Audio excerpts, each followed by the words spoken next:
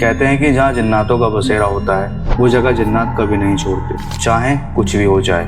और अगर आप भी कभी कोई घर खरीदो जो आपको सस्ते में मिल रहा है तो उसके पीछे की वजह जानना बहुत जरूरी है। कहीं ऐसा ना हो कि सस्ते के चक्कर में आपका वो घर खरीदना महंगा पड़ जाए। ऐसी ही एक रियल स्टोरी है फहद के घर की। फहद पटना के कदम कुआं का रहने वाला है। फहद जिस एरिया में रहता है वो अंग्रेजों के टाइम की जगह है। अंग्रेजों ने वहाँ जंगल की जमीन पर प्लॉट बनाए और आज़ादी के बाद फहद के परदादा ने वहाँ पर घर खरीद लिया।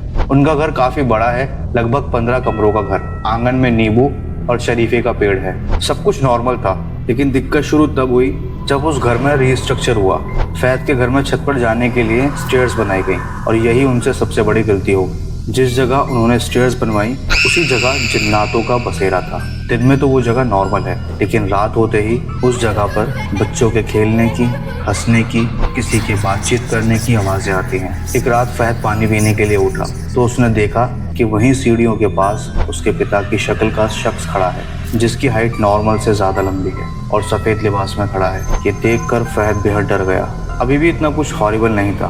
एक रात फिर फहद को वही सीढ़ियों के पास एक शख्स खड़ा दिखाई दिया और इस बार वो उसके चाचा की शक्ल में था। और ये कहानी अभी यहीं नहीं रुकी थी। उनके जो घर में नींबू का पेड़ है, फहद के पापा ने उस पेड़ पर एक शख्स को बैठे देखा। उनके घर का ये हाल है कि रात को 1 बजे के बाद उनके घर में इस तरह से आवाज़ें आती हैं जैसे कोई खेल रहा है, बातें कर रहा है। इस बारे में मेरी फहद से करीब 1 घंटा बात हुई और जो उसने बताया वो सच में दिल दहला देने वाला था।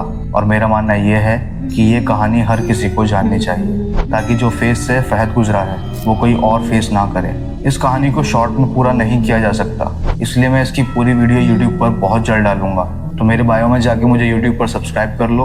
मेरे पास न जाने ऐसे कितने इंसिडेंट्स हैं जिन्हें शॉर्ट में नहीं बताया जा सकता।